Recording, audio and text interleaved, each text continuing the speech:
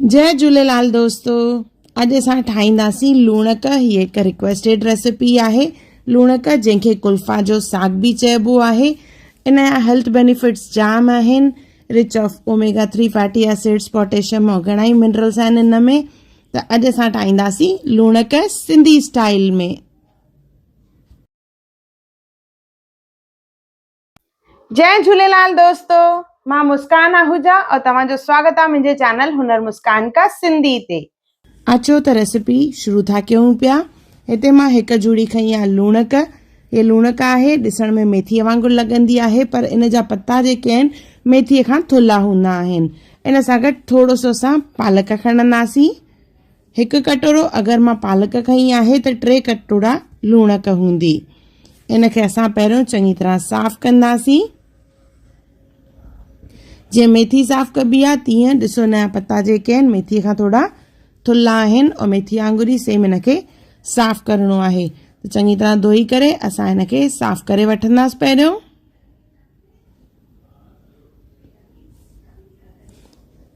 पहिरियों लूणक साफ़ करणी आहे ऐं उन खां पोइ वरी पालक खे बि असां गॾु साफ़ करे इन में विझंदासीं। त ॿिन्ही खे असांखे गॾु कटे करे रखिणो आहे। पालक जूं बि टांडियूं कटे करे असां पतनि खे कटे वठंदासीं। लूणक ठाहिबी आहे त उन में गॾु थोरी सी पालक बि विझबी आहे। इन सां गॾु इन जी ॾाढी सुठी टेस्ट ईंदी आहे। त असां पालक खे बि कटे वठंदासीं और हेॾां लूणक खे बि धोई करे असां कटे वठंदासीं।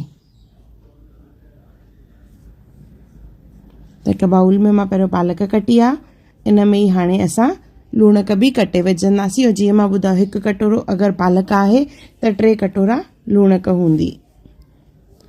या बि सनी सनी कटे वठंदासीं असां।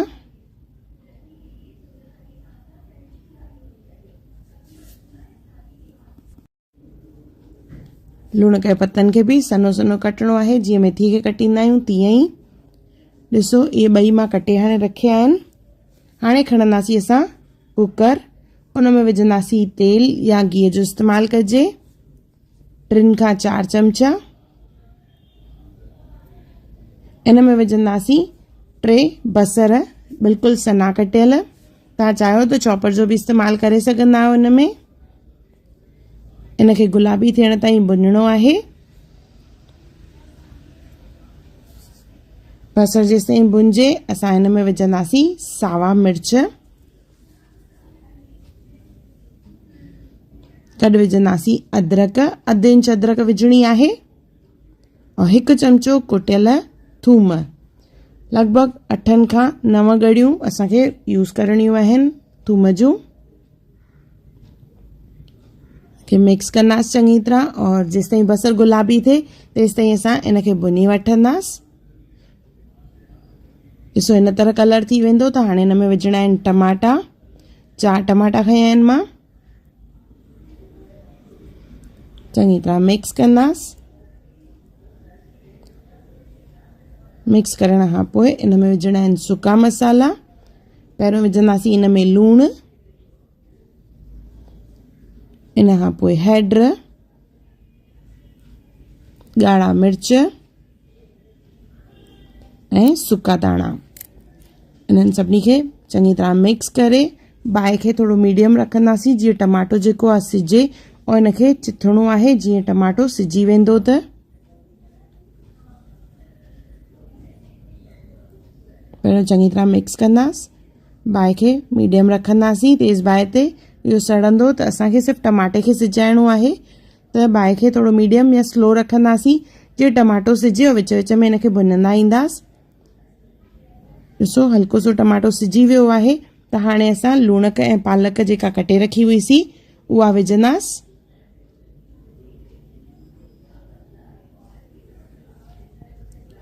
इनखे करिणो आहे चङी तरह मिक्स। एक्स्ट्रा पाणीअ जो इस्तेमालु न करिणो आहे।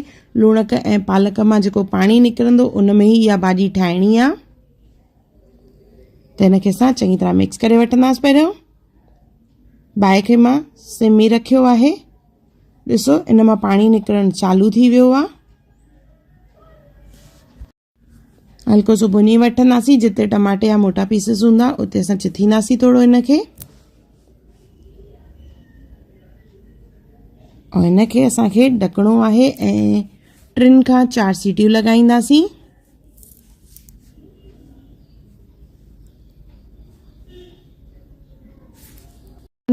ध्यानु रहे कुकर बंदि करण महिल बाहि खे पहिरियों तेज़ न आहे करिणो, न त पाणी जेको आहे सुकी वेंदो आहे त भाॼी सड़ी वेंदी, छाकाणि त असां बिल्कुलु बि एक्स्ट्रा पाणी जो इस्तेमालु न कयो आहे।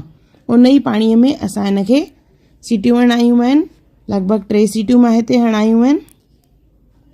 इन खां पोइ मंदीअड़े सां असां हिनखे चिथींदासीं। ब्लेंडर जो इस्तेमालु न करिणो आहे, मंदीअड़े सां असां हिनखे विलोड़ींदासीं और इन खां पोइ इन जे मथां लॻाईंदासीं थूम जो तड़को, यानी थूम जी राई ॾींदासीं। त थोरो सो तेल खणंदासीं, उन में विझंदासीं 8 कलियूं थूम जूं कटियल और इहो तड़को लॻाईंदासीं असां लूणक जे मथां।